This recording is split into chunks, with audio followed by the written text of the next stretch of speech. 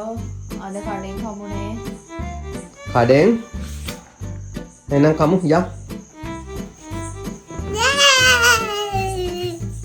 මේ ඔයාලා දන්නවද අද රැට අපි කඩෙන් කමු එහෙම නැත්නම් අද රැට අපි එළියෙන් කමු කියලා ඉංග්‍රීසියෙන් කියන හැටි මොකක්ද කියන්නේ ඉංග්‍රීසියෙන් පරි කරනවනේ අද අපි කඩෙන් කමු කියලා ඉංග්‍රීසි වලින් කියන්නේ shall we eat out tonight shall we eat out tonight shall we eat out tonight shall we eat tell it again shall we eat out tonight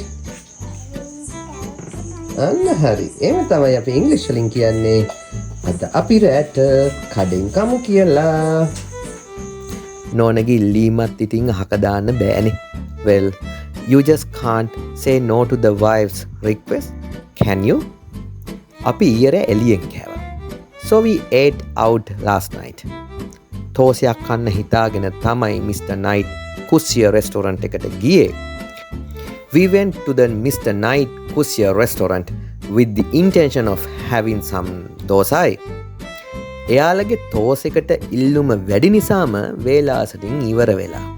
However, since their dosa is in such high demand, they had sold out early.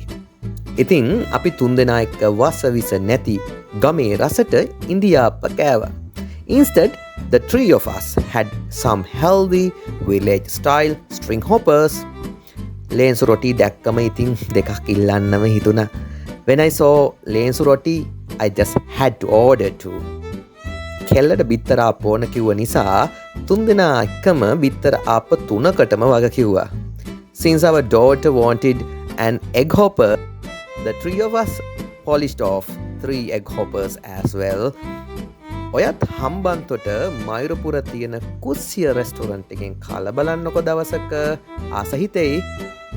Someday you should also try the food at the Kusia restaurant in Mairupura, Hambantota. You will definitely love it.